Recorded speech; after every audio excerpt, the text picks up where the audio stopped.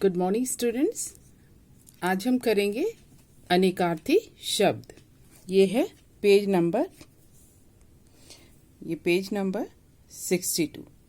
ठीक, अनेकार्थी शब्द यानी एक शब्द के अनेक अर्थ, अनेक अर्थों वाला शब्द।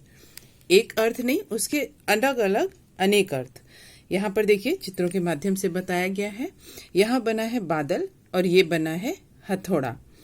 इसको भी हम घन कहते हैं, इसको भी हम घन कहते हैं। एक घन का मतलब हो गया बादल और एक घन का मतलब हो गया हथौड़ा। अब यहाँ देखो पत्ता बना है और चिट्ठी बनी है। पत्ता को हम पत्र कहते हैं और चिट्ठी को भी पत्र कहते हैं, यानी पत्र के दो अर्थ हो गए और घन के भी दो अर्थ हो गए। तो एक शब्द के दो अर्थ और दोनों ही अलग अलग अर्थ हैं। ठीक, आपने देखा घन और पत्र शब्दों के एक से अधिक अर्थ होते हैं। ऐसे शब्दों को हम क्या कहते हैं? अनेकार्थी शब्द कहते हैं। एक से अधिक अर्थ बताने वाले शब्द अनेकार्थी शब्द कहलाते हैं। अब यहाँ देखिए कुछ अनेकार्थी शब्द हैं। यहाँ लिखा है लाल। लाल का अर्थ होता है रंग और लाल का अर्थ होता है बेटा। तो यहाँ वाक्य भी बताया है, वाक्य बनाकर। टमाटर लाल होते हैं, ये रंग है, लाल रंग का टमाटर होता है। बेटा उठो लाल अब आंखें खोलो। उठो बेटा अब आंखें खोलो। अब यहाँ है शब्द भाग। भाग का मतलब होता है हिस्सा और भाग का मतलब होता है भागना। यहाँ वाक्यों के माध्यम से भी बताया है। सेब का एक भाग मुझे दे दो, यानी सेब का एक हिस्सा मुझे दे दो। और सिपाही को देखकर चोर भाग गया, यानी कि वहां से चला गया। अब है तीर। तीर का अर्थ होता है बाण और तीर का अर्थ होता है किनारा। पहले के लोग तीर धनुष लेकर चलते थे। और किनारा मतलब गंगा के तीर पर बहुत सारे तीर्थ स्थल हैं। ठीक है, गंगा के किनारे बहुत सारे तीर्थ स्थल हैं, पूजा पाठ के स्थान हैं।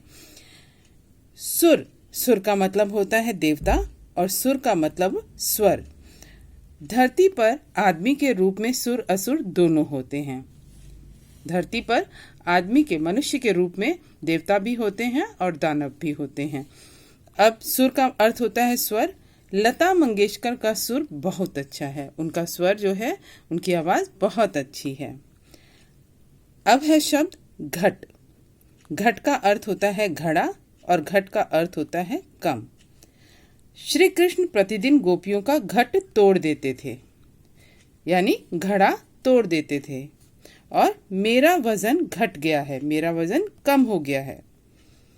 ठीक, तो यहाँ घट के दो अर्थ अलग अलग। उत्तर। अब उत्तर का मतलब होता है दिशा, एक दिशा का नाम है उत्तर, और एक उत्तर का मतलब होता है जवाब। हमारे देश के उत्तर में हिमालय है, यानी उत्तर दिशा में हिमालय है।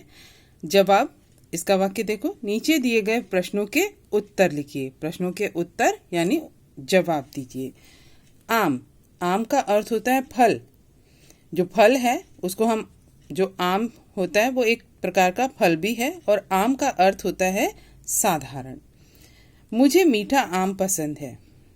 ये फल का नाम यहाँ पर बताया गया है, मुझे मीठा आम पसंद है। और दूसरे आम का क्या अर्थ है? साधारण। वह एक आम आदमी है, यानी वो साधारण आदमी है। अब है हार। हार का अर्थ होता है माला और हार का अर्थ पराजय, यानी हारना। वर ने वधु के गले में हार डाला।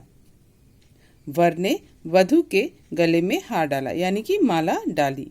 पराजय, हमें कभी हार नहीं माननी चाहिए। हमें कभी हारना, अगर हार भी गया हो तो हार माननी नहीं चाहिए, उसके लिए मेहनत करके जीत में हार कन्वर्ट कर लेना चाहिए। ठीक है, तो इस हार का मतलब होता है पराजय। हमें कभी हार नहीं माननी चाहिए। यहाँ पर ये शब्द दिए हुए हैं, इनके आपको अलग अलग दो दो अर्थ लिखने हैं। ठीक है, इन सारे शब्दों को आप अपनी कॉपी में लिखेंगे, ठीक इसी तरह